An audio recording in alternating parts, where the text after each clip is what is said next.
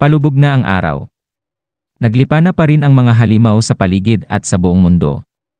Nagmamadali ng kumain ang mga adventurers bago pa man sila abutan ng dilim.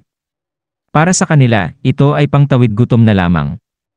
Kahit na napakasama ng lasa ng karne ng mga halimaw, tinitiis nila ito para lang malamnan ang kanilang sikmura at makasurvive.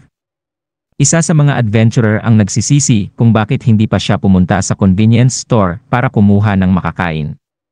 Pinagsabihan naman siya ng kasama niya na hindi ligtas ang iniisip niya dahil naglipa na nasa iba't ibang lugar ang mga halimaw. Ang pinaka-safe talaga na gagawin nila ay kainin na lang ang mga pagkaing dala nila mula sa labyrinth. Habang nag-uusap naman, nakaamoy sila ng nakakagutom na aroma. Malapit lang sa kanila, masayang kumakain si Kang ng daladalang delata. Kumalat pa ang amoy nito at mas marami pang nakaalam.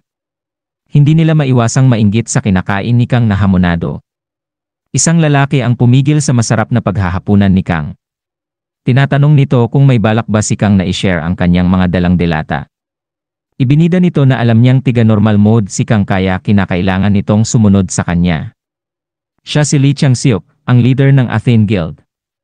Kinakabahan ang karamihan kapag marinig pa lang ang pangalan ng bully na ito. Marami tuloy ang naaawa kay Kang dahil mukhang minala siya at natagpuan pa siya nito. Pinagbantaan niya si Kang na kung hindi ito susunod sa gusto niya, siguradong may kalalagyan ito pagbalik nila sa labyrinth. Sinabi niya na buong guild ang makakaharap niya kung hindi siya susunod sa kanya. Sinabi naman ni Kang na hindi nga siya sigurado kung makakabalik pa ang mga ito sa labyrinth. Nagtataka naman at nalilito sa pinagsasabi ni Kang si Lee Chang-seok. Muntik nang makalimutan ni Kang ang tungkol sa Athene Guild. Mga mapang-abuso ang mga ito. Pero nagkaroon din ito ng hangganan dahil sa pangalawang balik nila sa Earth, naubos din silang lahat. Hindi na pinansin ni Kang si Lee Chang-seok at nagpatuloy na siya sa pagkain. Hindi naman matanggap ni Lee Chang-seok ang pamamahiya na ginagawa ni Kang. Kaya naman humanda na siya para umatake at para parusahan si Kang. Bigla namang sumulpot si Jeum-jung at inawat na si Lee Chang-seok. Pero hindi ito papayag na mawawalan ng gana si Kang sa pagkain. Pinagsabihan niya itong huwag makialam sa trip niya. Habang nagsasalita at tuloy sa pang-trash talk, dinakma na ni Jeum-jung ang bastos na bunganga niya.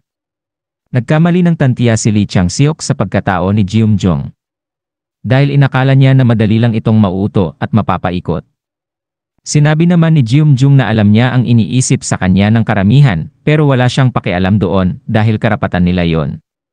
Pero sa oras na may gawin silang hindi ka nais-nais sa paningin niya, sisiguraduhin niyang may kalalagyan ang mga ito. Sinuntok niya ito sa kanang balikat at namilipit na sa sakit si Lee Chang-seok na parang bulating binuhusan ng asin.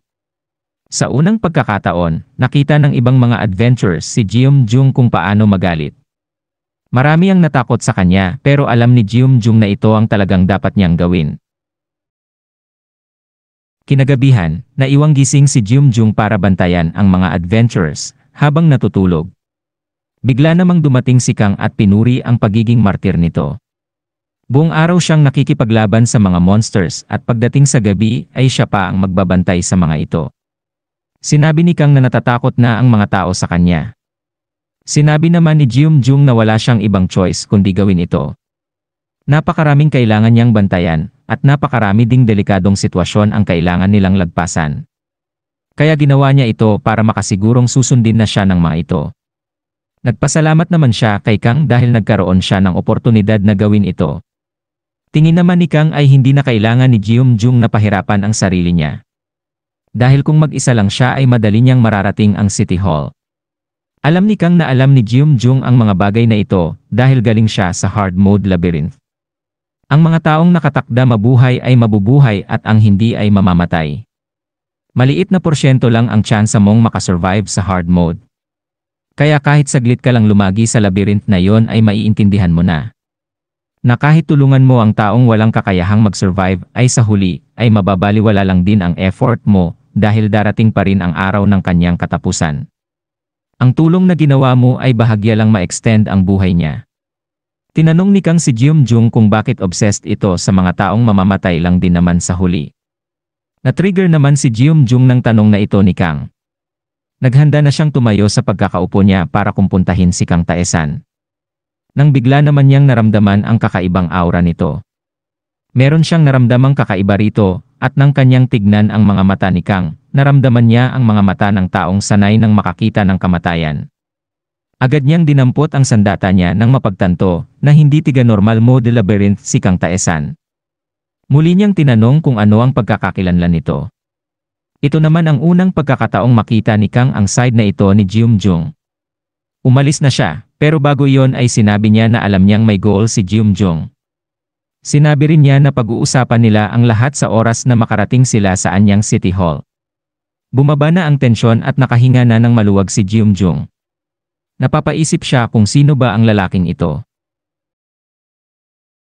Kinaumagahan, ginising na ni Jeum-jung ang mga natutulog na adventurers. Ang lupet lintang-linta itong mga taong ito, may tigagising pa. Sinabi ni Jeum-jung na 2 oras na lang ay makakarating na sila sa City Hall. Nabuhayan naman ang mga kasama niya sa kanilang narinig. Nagpatuloy na sila sa kanilang paglalakbay. Nakaligtaan naman nila ang ilang bagay.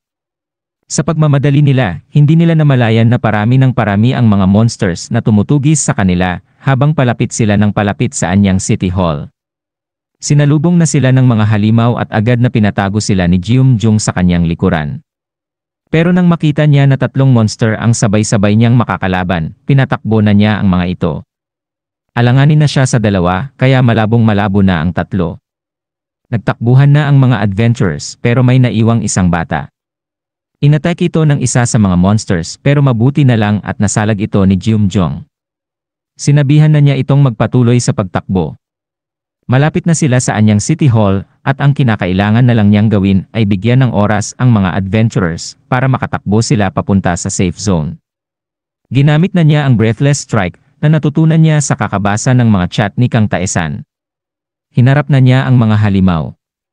Naglabas siya ng calmness powder mula sa kanyang inventory. May kakayahan itong mag-create ng smoke screen at pagkaputok nito, madidikit ito sa mga halimaw. Ito na ang pagkakataong inaantay niya. Makakasabay na siya sa pagtakbo ng mga kasama niyang adventurers. Sa kasamaang palad, paglingon niya ay hindi man lang nakausad ang mga ito. Nagtaka siya kung bakit ganito ang nangyari. Yun pala, napapalibutan na ang mga ito ng mga halimaw. Ngayon ay na-corner na silang lahat ng mga ito. Humihingi ang lahat ng tulong kay Jeum-jung. Naubos na ang mga items na pwede niyang gamitin at hindi rin niya kayang manalo laban sa ganitong kadaming monsters. Siguradong mamamatay silang lahat. Pero kung tatakbo siyang mag-isa, siguradong makakaligtas siya. Kaparehas niya lang ng mga stats ang mga halimaw na ito, kaya siguradong makakaya niyang takasan. Unti-unti nang nawawalan ng pag-asa ang mga adventurers na tinutulungan niya. Para nang nasusuka si Jeum-jung sa ideya palang na iiwanan niya ang mga taong ito. Ang mga taong nagtiwala sa kanya. Iniisip niya na sana ay hindi na lang niya prinotektahan ang mga ito nung una kung iiwan lang din niya ang mga ito.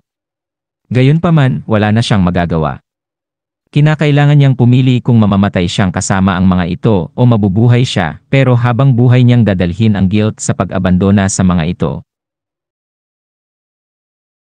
Mga idol, pa-comment naman kung okay ba tong upload ko ngayon. Huwag ninyo na ring kalimutang mag-subscribe at mag-like. Pindutin ninyo na rin yung notification bell para updated kayo lagi. Maraming salamat sa panunood.